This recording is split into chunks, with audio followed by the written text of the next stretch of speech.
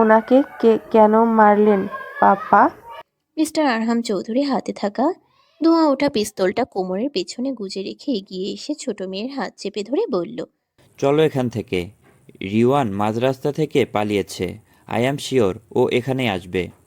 বলেই মেয়েকে এক প্রকার টেনে নিয়ে অ্যাপার্টমেন্ট থেকে বের হয়ে গেল। আর ড্রয়িং রুমের সাদা ফ্লোরে পড়ে থাকলো রিক্কির লাল হয়ে যাওয়া নিথর দেহটা।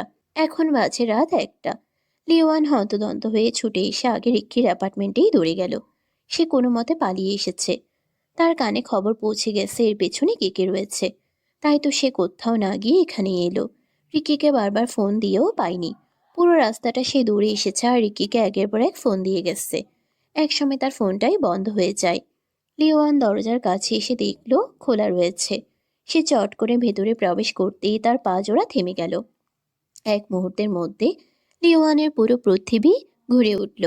তার শরীর কাঁপছে, সঙ্গে চোখ দুটোও খুব বাজেভাবে জ্বলছে। তার থেকে কিছুটা দূরেই রিক্ষির রক্তাক্ত শরীরটা পড়ে আছে। সে দ্রুত হেঁটে যেতে চাইলেও অনুভব করলো পা জোড়া পাথরের মতো ভারী হয়ে গেছে। আশ্চর্য, সে হাঁটতে পারছে না কেন? আর ও ওইভাবে রিক্ষি শুয়ে আছে কেন? নিশ্চয়ই তার সাথে মজা করছে। হয়তো তাকে ভয় দেখানোর জন্য এমন করে আছে। সে গিয়ে ডাকলেই তার ভাই সমান বন্ধু উঠে যাবে। হ্যাঁ, হ্যাঁ, উঠে যাবে। লিওয়ান এসব বিড়বিড় করতে করতে এগিয়ে এসে ধপ করে হাঁটু ভেঙে বসে পড়ল। আস্তে করে রিক্কিকে সোজা করে মাথাটা কোলের উপর নিয়ে ডাকতে থাকলো। এই এই রিকি, ওঠ বলছি। দেখ, আমি আমি এসে গেছি। তোর লিও এসে গেছে। এই চোখ খুল বলছি, নাহলে নাহলে কিন্তু আমি খুব রেগে যাব। এই চোখ খুল না রে, জাস্ট একটাবার খুল। আমি আর কখনো তোকে পকাপকি করবো না, কোনো কাজেও বাধা দেব না। তোর না খুব শখ ছিল ওই হারামের ছোট মেয়ের সাথে সংসার করার?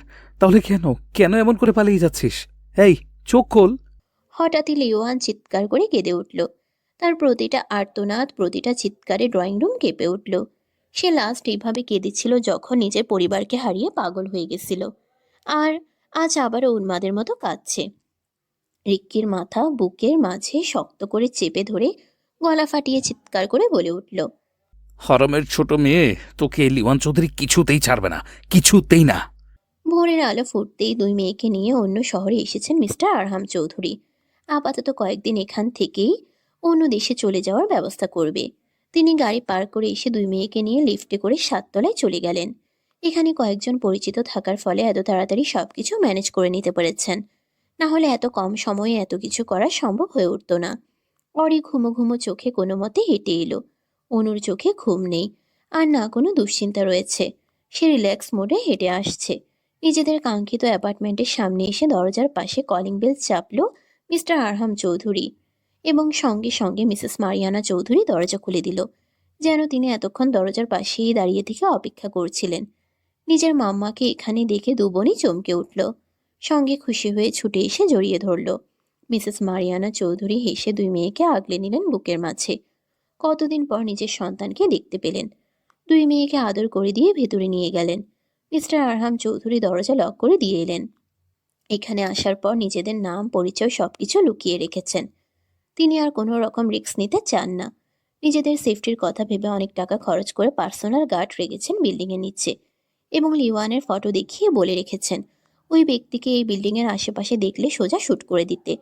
তারপর যা হবে সেটা উনি দেখে নেবেন। গার্ডরা মালিকের কথা শুনে সম্মতি দিয়ে পাহারা দেওয়া শুরু করেছে। এসব ভেবে মিস্টার আরহাম চৌধুরী এগিয়ে ডাইনিং টেবিলের উপর থেকে এক গ্লাস পানি নিয়ে এক নিঃশ্বাসে শেষ করলেন। বড় মামুনি, তুমি ঠিক আছো?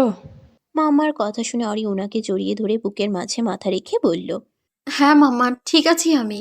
আর এখন তোমাদের কাছে চলে এসেছি, এতে তো আরো ভালো হয়ে গিয়েছি। মেয়ের কথা শুনে মাথায় হাত বুলিয়ে দিয়ে বলল। যাও, এখন গিয়ে ফ্রেশ হয়ে ঘুমিয়ে নাও, সকাল হতে চলল। অরি মাথা তুলে মিনমিন করে বলল। মাম্মা, খিদে পেয়েছে, কিছু খেতে দিবা?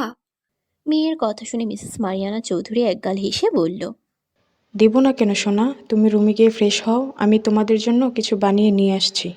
অরি মুচকি হেসে অনুর সাথে একটি রুমে চলে গেল। মেয়েদের যাওয়ার পথে তাকিয়ে থেকে মিস্টার আরহাম চৌধুরীও নিজেদের রুমে চলে গেলেন। মিসেস মারিয়ানা চৌধুরী কিচেনে এসে নুডলস ও পাস্তা বের করে নিয়ে সেগুলো রান্না করায় মনোযোগ দিলেন। কি ভাবছিস? অরি ফ্রেশ হয়ে ড্রেস চেঞ্জ করে ওয়াশরুম থেকে বের হয়ে দেখে অনু বিছানায় বসে থেকে কিছু একটা ভাবছে। বড় বোনের কথা শুনে অনু উঠে কাবার্ড খুলে পোশাক বের করে নিতে নিতে বলল, কিছু না আপু, তুমি বসো, আমি ফ্রেশ হয়ে আসছি। অরি মাথা নাড়তেই অনু আশ্রমে চলে গেল। অরি ভিজে তোয়ালে ব্যালকনিতে মেলে দিয়ে এসে বিছানায় আধশোয়া হয়ে বসল। ডান হাত পেটের উপর রেখে মুচকি হেসে বিড়বিড় করে বলল, এখন আর তোমাকে নিয়ে চিন্তা নেই বেবি। তুমি এখন থেকে তোমার মাম্মার পেটে মাঝে সেফ থাকবা। ওই মানুষরূপী জানোয়ারের ছায়াটাও তোমার উপর পড়তে দেব না, আই প্রমিস। তুমি শুধুই তোমার মাম্মার, আর কারো না, বুঝেছো? অরি কথাগুলো বলে হাসল। তার আর চিন্তা নেই, নিজের পরিবারের কাছেই সে আর তার অনাগত সন্তান থাকবে। ওই শয়তানটাকে কিছুতেই নিজের সন্তানের কোনো ক্ষতি করতে দিবে না। সে খুব ভালোবেসে নিজের বুকের মাঝে আগলে রেখে বড় করবে। কোনো খারাপ ছায়াও আশেপাশে ঘেঁষতে দিবে না। আর না ওই অমানুষটার মতো হতে দিবে। যতই শরীরের ওই শয়তানটা রক্ত থাকুক না কেন, সে নিজের সন্তানকে একদম সুশিক্ষা দিয়ে বড় করবে। ছেলে বেবি হলে মারপিট, খুন খারাপি, ঝামেলা, রাজনীতি এসবের আশেপাশেও যেতে দিবে না। আর রাজকন্যা হলে খুব আদরের সঙ্গে বড় করবে। অনু বা নিজের মতোও হতে দিবে না কাউকেই। সে এসব ভেবে মুচকে মুচকে হাসছে। এখন শুধু একটাই চাওয়া, ওই লোকটা যেন তাদের খুঁজে না পায়। তাহলে তার লাইফের সাথে তার সন্তানের লাইফটাও ধ্বংস করে দিবে। আর সে এটা কখনো হতে দিবে না।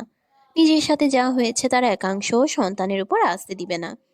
আকাশ পাতাল ভাবতে ভাবতে খেয়াল করে মিসেস মারিয়ানা চৌধুরী হাতে করে ট্রে নিয়ে রুমে প্রবেশ করলো।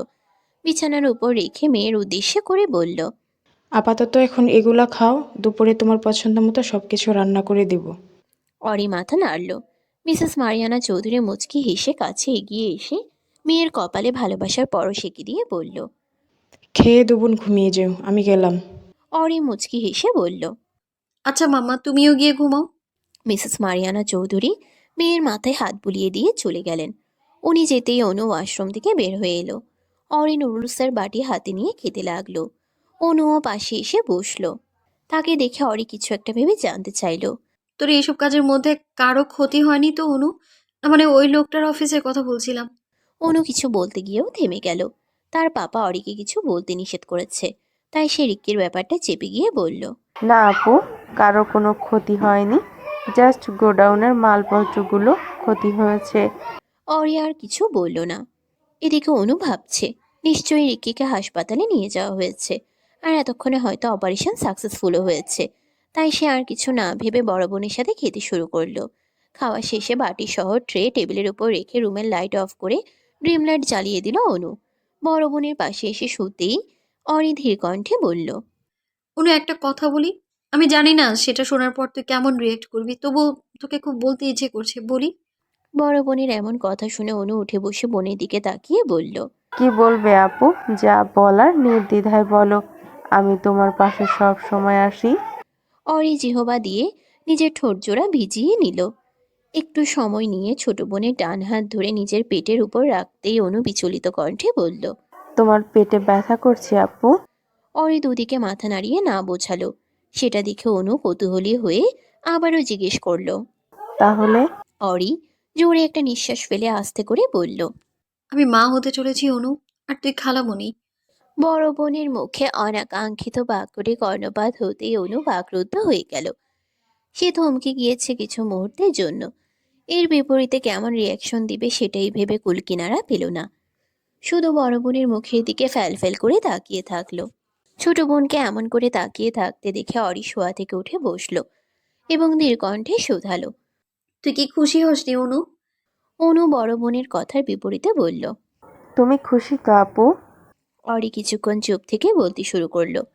প্রথমে যখন জানতে পারলাম তখন খুব কষ্ট হয়েছিল। আমি কখনো চাইনি ওই লোকটার সন্তানের মা হব, কিন্তু ভাগ্য আমাকে সেই পথেই দাঁড় করিয়েছে। এখন আমি চাইলেও এই বাচ্চাটিকে অস্বীকার করতে পারবো না, কারণ এই বাচ্চাটা শুধু ওই লোকটার না, আমারও অংশ। তাই আমি আমার অংশকে পেয়ে খুব খুশি অনু। আমার অংশকে শুধু আমিই মানুষ করব। তোরা আমার পাশে না থাকলেও আমি এই বাচ্চাটাকে একা দুনিয়ায় এনে খুব যত্নের সাথে বড় করব। ওই লোকটার মতো কখনো হতেই দেব না, আর না ওনার ছায়াটা আমার বাচ্চার উপর পড়তে দিব। আমার বেবির জন্য আমিই মা আর আমিই বাবা হব, আই প্রমিস। বড় বোনের কথা শুনে অনুর চোখ দুটো চিকচিক করে উঠল।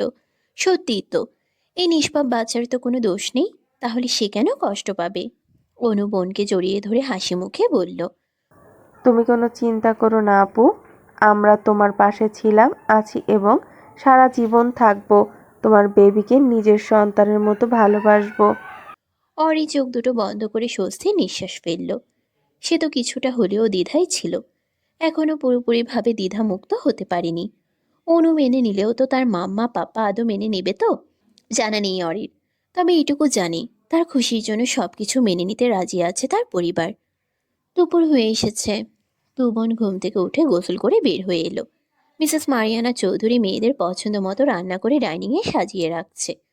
মিস্টার আরহাম চৌধুরী সোফায় বসে থেকে চা খাচ্ছেন এবং গভীর মনোযোগী হয়ে কিছু একটা ভাবছেন। দুই মেয়েকে দেখে নিজেকে স্বাভাবিক করে শান্ত গলায় বললেন। ঘুম হয়েছে মামুনি? অরি অনু দুজনেই মাথা নাড়িয়ে বলল। হ্যাঁ পাপা। মিস্টার আরহাম চৌধুরী চায়ের কাপ সামনের ছোট টেবিলের উপর রেখে উঠে বলল। এসো, লাঞ্চ করে নিবে। তিনজন গিয়ে ডাইনিং টেবিলে চেয়ার টেনে নিয়ে বসে পড়ল। মিসেস মারিয়ানা চৌধুরী হরেক রকমের রান্না করেছেন। উনি প্লেট সাজিয়ে দিলেন তিনজনকে। অরি আস্তে ধীরে মাংসের টুকরো দিয়ে খেতে লাগলো। মাছ পোনা দিয়ে কয়েক লোকমা ভাত খেতেই পেট গুলিয়ে উঠল। সে বাম হাতে মুখ চেপে ধরে দৌড়ে বেসিনে গিয়ে বমি করতে লাগলো। সবাই চমকে উঠল। অনু তাড়াতাড়ি এঁটো হাত ধুয়ে ছুটে গেল বোনের কাছে। মিসেস মারিয়ানা চৌধুরী ও মিস্টার আরহাম চৌধুরীও জলদি মেয়ের কাছে গেলেন। অরের ভেজা চুলগুলো হাত কোপা করে দিয়ে নাভিতে হাত দিয়ে রেখেছে অনু। ও এক হাতে বড় আপুকে জড়িয়ে ধরে আছে। অরি ক্লান্ত হয়ে গেল। মুখ ধুয়ে চোখে মুখে পানি দিয়ে ছোট বোনের বাহুতে নিজের শরীরের ভার ছেড়ে দিতেই মিস্টার আরহাম চৌধুরী হকচকিয়ে উঠে দ্রুত এসে বড় মেয়েকে আগলে নিলেন। সোফায় বসিয়ে দিয়ে নিজের বুকের মাঝে অরির মাথাটা রেখে হাত বুলিয়ে দিতে দিতে জিজ্ঞেস করলেন। তুমি সুস্থ আছো মামুনি? ডাক্তার ডাকবো? অনু এগিয়ে এসে বোনের পাশে বসতে বসতে বলল। না পাপা, এমন হওয়া এই সময় স্বাভাবিক, তুমি চিন্তা করো না। ছোট মেয়ের কথা শুনে মিসেস মারিয়ানা চৌধুরী ও মিস্টার আরহাম চৌধুরীর কপাল কুঁচকে গেল। মারিয়ানা চৌধুরী কৌতূহলী হয়ে জানতে চাইল। এই সময় মানে? তুমি কি বলতে চাচ্ছ? অনু বড় বোনের দিকে তাকালো। অরি জোরে নিঃশ্বাস ফেলে ধীর কণ্ঠে বলল। মাম্মা পাপা, তোমরা নানা নানি হতে যাচ্ছ। ব্যাস, অরি ছোট্ট কথাটি মুহূর্তের মাঝে ড্রয়িং রুমে বাস পড়ার মতো কাজ করল। মিসেস মারিয়ানা চৌধুরী এক প্রকার চেঁচিয়ে বলে উঠল। হোয়াট, আর ইউ সিরিয়াস ওরি? Yeah mamma, I'm serious. Mrs Mariana Chowdhury চুপ হয়ে গেলেন। অরি পাপার বুক থেকে মাথা তুলে দেখল মিস্টার আরহাম চৌধুরী মুখটা গম্ভীর হয়ে আছে। এটা দেখে অজান্তেই বুকটা ধক করে উঠল অরির। কপালের ঘাম মুছে শুকনো ঠোক গিলে মিনমিন করে বলল। পাপা তুমি খুশি হওনি? মিস্টার আরহাম চৌধুরী মেয়ের ভারত চেহারার দিকে তাকিয়ে জিজ্ঞেস করলেন। লিওন জানে তুমি প্রেগনেন্ট? অরি দুদিকে মাথা নাড়িয়ে না বোঝালো। সেটা দেখে কিছুক্ষণ চুপ করে থেকে বলল। ভালোই করেছো, না হলে দেখা যাবে ও জানোয়ারটা প্রতিহিংসার জন্য তোমার বেবিটাকেও ছাড়তো না। অরি কিছু বলল না। তাকে চুপচাপ থাকতে দেখে মিস্টার আরহাম চৌধুরী আবারও বললেন। ওই অমানুষটার অংশকে কি নিজের গর্ভে রাখতে চাও তুমি? দেখো, এটা যদি ওই জানোয়ারের কানে যায় তাহলে ও পুরো দুনিয়া ঘুরেও তোমাকে খুঁজে বের করে নিবে। নিজের সন্তানের দাবিতে আবারও তোমাকে নিয়ে গিয়ে টর্চার করবে। দেখা গেল নিজের অংশকে নিয়ে তোমায় রাস্তায় ছুঁড়ে ফেলে দিল, তখন কি করবে? তাই বলছি, এই বেবিটাকে তুমি না হয়। নো পাপা, আমি আমার বেবির ক্ষতি করতে পারবো না। দরকার হলে ওই লোকটার থেকে অনেক অনেক দূরে সরে যাব আমি, তবু আমার বাচ্চাকে আমি হারাতে পারবো না। ও আমারও অংশ পাপা। আমি মানছি তোমার মেনে নিতে অসুবিধা হচ্ছে, কিন্তু আমি দুঃখিত পাপা। এই প্রথম তোমার কথার অবাধ্য হলাম। আর নিজের সন্তানের জন্য যদি প্রতিবার অবাধ্য হতে হয়, তাহলে এই অরিয়ানা চৌধুরী বারবার অবাধ্য হতে রাজি আছে। তবুও আমি আমার সন্তানকে কোনো কিছুর বিনিময়ে স্যাক্রিফাইস করতে পারবো না। দরকার হলে তোমরা আমায় বলতে পারো আমি এখান থেকে চলে যাব, তবুও আমার সন্তানকেই চাই আমার। আমি জানি ওই মানুষটা খারাপ, খুব খারাপ, কিন্তু তাই বলে এই নিষ্পাপ শিশুটার কি দোষ পাপা? ও তো এখনো দুনিয়ার মুখই দেখতে পারলো না, আর তুমি বলছো কিনা আমার অংশকে আমি শেষ করে দিই? অসম্ভব। আমি বেঁচে থাকতে এমনটা কখনোই করব না। আমি আমার সন্তানকে কিছুতেই হারাতে পারবো না। সরি। বড় মেয়ের মুখে এই প্রথম শক্ত গলায় বলা কথাগুলো শুনে মিস্টার আরহাম চৌধুরীর চোয়াল শক্ত হয়ে উঠল। অরি থেকে কখনো এমনটা আশা করেননি উনি, যে মেয়ে ওনার কথার উপর একটা কথাও বলতে সাহস পেত না, আর আজ কিনা ওনার কথাই অমান্য করলো। উনি ভালো করেই বুঝতে পারছেন নিশ্চয়ই ওই শয়তানটাই তার বড় মেয়ের ব্রেন ওয়াশ করেছে। উনি নিজেকে যথেষ্ট সামলে নিয়ে মুখে হাসি ফুটিয়ে মেয়ের মাথায় হাত বুলিয়ে দিয়ে বললেন। আহা মামুনি, রাগ করছো কেন? আমি তো জাস্ট এমনি বললাম। যাই হোক, তুমি যদি এই বাচ্চাটিকে রাখতে চাও তাহলে রাখো, আমাদের কোনো অসুবিধা নেই। বরং আমরা তোমার বেবিকে ওই শয়তানটার কাছ থেকে প্রোটেক্ট করে রাখবো। এবার হ্যাপি তো মামনি? অরি এখনো চুপচাপ বসে আছে। তার মুখটা যথেষ্ট গম্ভীর হয়ে আছে। মনটা ভালো লাগছে না। বারবার মনে হচ্ছে কিছু একটা ঠিক হচ্ছে না। সে তো এখন দ্বিধায় পড়ে গেল। এখানে এসে আদৌ ঠিক করলো তো? পরক্ষণে আবার নিজের ভাবনাকে দূরে সরিয়ে দিল। সে এসব কি ভুলভাল ভাবছে। তার ফ্যামিলি মোটেও কখনো তার ক্ষতি করবে না। কি হলো মামনি, এখনও পাপার উপর রেগে আছো? আচ্ছা, আমি সরি, এই নাও কান ধরেছি, আর কখনো এমনটা বলবো না। তবুও প্লিজ তুমি পাপার উপরে রেগে থেকো না। ইউনো, আমি তোমাকে ঠিক কতটা ভালোবাসি। তোমার সুখের জন্য তোমার পাপা সব কিছু করতে পারে। পাপার কথা শুনে অরি হেসে দিল। উনাকে দু হাতে জড়িয়ে ধরে বুকে মুখ গুজে বলল, আই নো পাপা, তুমি আমায় অনেক অনেক ভালোবাসো, আর আমিও তোমাদের খুব ভালোবাসি। বড় মেয়ের কথা শুনে মিস্টার আরহাম চৌধুরীর ঠোঁটের কোণে হাসি ফুটে উঠলেও মনে মনে কিছু একটা ভাবতে থাকলো। ভাইয়া, তুমি সারা রাত সকালে কোথায় ছিলে? ভাবিপু, অনু আপু, রিক্কি ভাইয়া কোথায়? সকাল থেকে তাদেরও দেখতে পেলাম না তো। নির্ঘুম ক্লান্ত শরীর নিয়ে এলোমেলো পায়ে লিওয়ান নিজ প্যান্ট হাউসের দরজা খুলে ড্রয়িং রুমে প্রবেশ করতেই লিসা একের পর এক প্রশ্ন ছুড়ে দিল। ছোট বোনকে কিছু না বলে রুমের দিকে এগিয়ে যেতে যেতে বিড়বিড় করে বলল। কেউ নেই, কেউ আসবে না। রুমে এসে ধরাম করে দরজা বন্ধ করে দিল লিওয়ান। শরীরের লং কোট খুলতেই রক্তে মাখামাখি শার্ট বের হয়ে এলো। আলমারির কাছে গিয়ে শক্ত হাতে দরজা খুলে অরির সমস্ত পোশাক টেনে হিঁচড়ে বের করে ফ্লোরে ছুঁড়ে মারল। এমনকি বেডশিট, অরির বালিশও ফ্লোরের মাঝে ফেলে দিল। ছোট্ট একটি কাবার্ড খুলে মদের বোতল নিয়ে এসে দাঁতের কোণে চেপে এক ট্যানে ক্যান খুলে সব তরল পদার্থ ঢেলে দিল ফ্লোরে করা স্তূপের মধ্যে। খালি বোতল একদিকে ফেলে দিয়ে ড্রয়ার থেকে লাইটার নিয়ে আগুন জ্বালিয়ে ফিকে মারল অরির সব পোশাকের মাঝে, এবং সঙ্গে সঙ্গে দাউ দাউ করে আগুন জ্বলে উঠল। সে আগুন একটি সিগারেট ধরিয়ে ঠোঁটের কোণে চেপে ঘন ঘন কয়েকটা টান দিল। লিওয়ানের গাঢ় বাদামি বর্ণের হিংস্র চোখ দুটো অসম্ভব রকমের লাল হয়ে আছে। সে আগুনের দিকে তীক্ষ্ণ দৃষ্টিতে তাকিয়ে থেকে হিসিয়ে বলল, আই প্রমিস অরিয়ানা চৌধুরী, তোর সব অস্তিত্ব মুছে ফেলবো। জাস্ট ওয়েট অ্যান্ড ওয়াচ, তোদের সাথে ঠিক কি কি করি। দুপুর গড়িয়ে বিকেল হয়ে এসেছে। দু বোনে ড্রয়িং রুমে বসে থেকে গল্প করছিল। মিসেস মারিয়ানা চৌধুরী মেয়েদের জন্য হালকা পাতলা নাস্তা বানিয়ে দিয়ে রুমে গিয়েছে। অরি ঝালচাল আচার মুখে দিয়ে অনুর দিকে তাকিয়ে বলল। বড় বোনের কথা শুনে অনু শান্ত গলায় বলল, আমার জন্য রিকি ভাইয়াকে না ছাড়লেও পারতিস অনু। উনি হয়তো তোকে সত্যিই ভালোবাসে। তাই বলছি, ভাইয়াকে আর একটা সুযোগ দে, দেখবি তুই সুখে থাকবি। সেটা আর সম্ভব নয় আপু। ওনার কাছে গেলে তোমাকেও পেয়ে যাবে ওই শয়তানটা। আর আমি তো ওনাকে ভালোবাসি না, জাস্ট তোমাকে পাওয়ার জন্যই ওনাকে বিয়ে করেছি।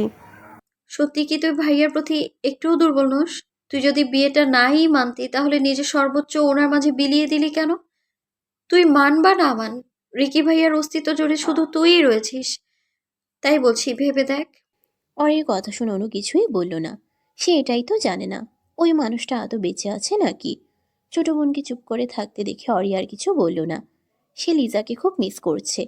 ওর আদর আদর মুখখানা, প্রতিটা দুষ্টামি সব কিছু মিস করছে। মেয়েটার পায়ের ব্যথা ভালো হয়েছে কিনা কে জানে। জীবনটা যদি এমন বাজেভাবে এলোমেলো না হয়ে যেত, তাহলে আজ তারাও সবাই একটা হ্যাপি ফ্যামিলি হতো। এইসব ভেবে দীর্ঘশ্বাস ছাড়লো অরি। খেয়াল করলো তার পাপা বাহির থেকে ফিরলেন। মেয়েদের দেখে কিছু একটা আড়াল করে রুমে চলে যায়। দেখে অজান্তেই অরির কপাল কুঁচকে গেল। সে অত না ভেবে বোনের সাথে টুকটাক কথাবার্তা বলা শুরু করলো। এটা কিন্তু তুমি একদম ঠিক করছো না। মেয়েটা যদি ভুলেও জানতে পারে তাহলে কি হবে, একবারও ভেবে দেখেছো? মিসেস মারিয়ানা চৌধুরীর কথা শুনে মিস্টার আরহাম চৌধুরী গম্ভীর কণ্ঠে বললেন, যা করেছি সেটা আমার মেয়ের ভালোর জন্যই করেছি। তুমি কি ভেবেছ ওই জানোয়ারের নিকৃষ্ট অংশ আমার আদরে মেয়ের গর্ভে রাখতে দিব? কখনোই না। ওই শয়তানের কোনো অস্তিত্বই এই পৃথিবীতে থাকতে দিব না। তাই যা বলছি চুপচাপ গিয়ে করো। মিসেস মারিয়ানা চৌধুরী রাগান্বিত কণ্ঠে বলল, পাপ করার ইচ্ছে হলে নিজে গিয়ে করো, আমি পারবো না। আর এতে যদি আমার মেয়েটার কোনো ক্ষতি হয় তাহলে তোমাকেও ছেড়ে দিব না, বলে দিলাম। লিওয়ানের আগে তোমার সব কুকর্মের হাড়ি ভেঙে দেবো মেয়েদের সামনে। তখন দেখব মেয়েদের চোখে কত মহান ব্যক্তি হয়ে থাকতে পারো। বলেই উনি রুম থেকে বের হয়ে গেলেন। মিস্টার আরহাম চৌধুরীর আগে গজ করতে করতে রুম থেকে বের হয়ে কিচেনে চলে গেলেন। অরি রুমে এসে শুয়েছিল। তার ভালো লাগছে না কিছু। মনটা ছটফট করছে, সাথে বুকের ভেতরটাও কেমন জানি করছে। সে উঠে একটু পানি খেয়ে নিল। অনুর মুখে তার এসআই সাহেবের করুণ দশার কথাগুলো শুনেছে। সবকিছু শোনার পর ওই জঘন্য লোকটার প্রতি আবারও একরাশ ঘৃণা জমে গেছে। একটা মানুষ ঠিক কতটা মানসিকভাবে অসুস্থ হলে আরেকটা মানুষকে ওভাবে হার্ট করতে পারে। অরির ওসব ভাবলেও শরীর ঘিনঘিন করে উঠছে। সঙ্গে এসআই সাহেবের জন্য খুব খারাপ লাগছে। এই সবার পেছনে কোথাও না কোথাও সেও দায়ী। মানুষটা তার জন্যই আজও হাসপাতালের বেডে পড়ে রয়েছে। তার প্রথম ভালোবাসা। অরির এক চোখ দিয়ে অশ্রু গড়িয়ে পড়ল। তার এসআই সাহেবের সাথে কাটানো প্রতিটা সুন্দর মুহূর্তগুলো ভেসে উঠল ভেজা চোখের পাতায়। একজন তাকে ভালোবাসার চাদরে মুড়িয়ে রাখতে চেয়েছিল, আরেকজন প্রতিটা মুহূর্তে কষ্টের চাদরে মুড়িয়ে রেখেছিল। কিন্তু আজ সে মুক্ত। হ্যাঁ, সে অবশেষে মুক্ত হয়েছে ওই কারাগার থেকে। অরি হাতের উল্টো পেট দিয়ে চোখের পানি মুছে নিল। নাক টেনে খেয়াল করলো তার পাপা দরজার বাহিরে দাঁড়িয়ে আছে। মেয়েকে নিজের দিকে তাকাতেই দেখেই মিস্টার আরহাম চৌধুরী ধীর পায়ে এগিয়ে গিয়ে মেয়ের পাশে বসলো। এক হাত মেয়ের মাথায় রেখে ধীর কণ্ঠে বলল। মন খারাপ মামুনি? অরি হালকা হেসে পাপার বুকে মাথা রেখে বলল। একটুও না পাপা। তাহলে কাঁদছো কেন?